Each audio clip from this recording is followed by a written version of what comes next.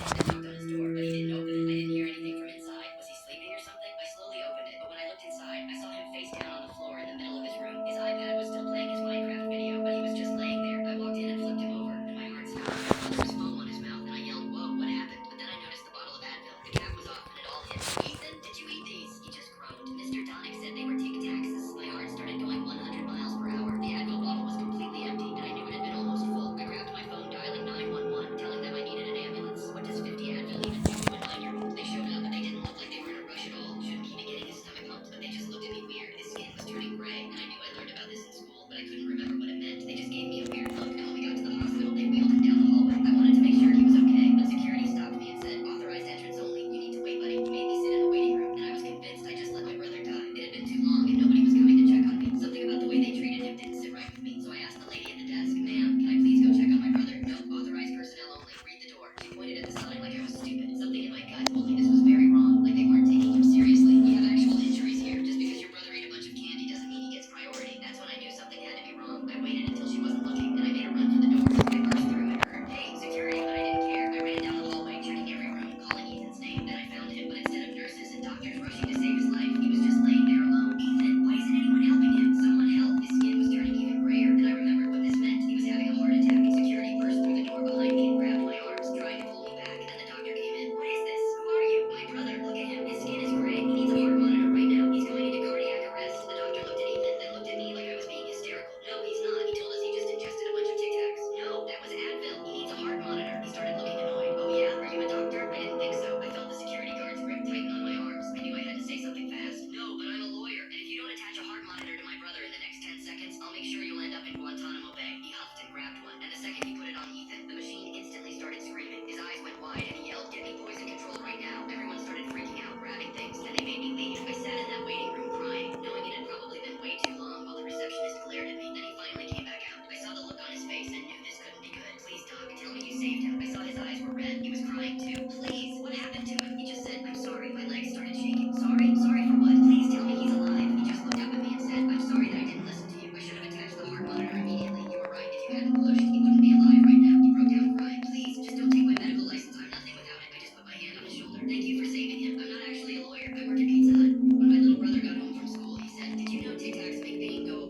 Fake friend test. If you send this to your friend and they don't send a video. I accidentally spilled my sister's perler beads everywhere. I panicked and accidentally knocked over the tea beside them. I tried to calm down with a sip of water, but spilled it all over the table. Before I could react, a teeter turned transparent curious. I pulled and stretched it. "Congratulations, I had accidentally created liquid glass. I added a little foundation and kept stretching it. Oh my gosh, I had made my own silicone baked nose." Then I accidentally knocked over my sister's white glue, mixed it with liquid soap and water, and discovered a soft, scratchy slime that was oddly satisfying. Late wanting to impress my sister, I accidentally spilled her tea tree water. While cleaning up, I grabbed the wrong face mask by accident and secretly put it on. 15 minutes later, I took it off, and my face looked completely matte and oil-free. Congratulations! I had accidentally discovered my sister's liquid oil control mask.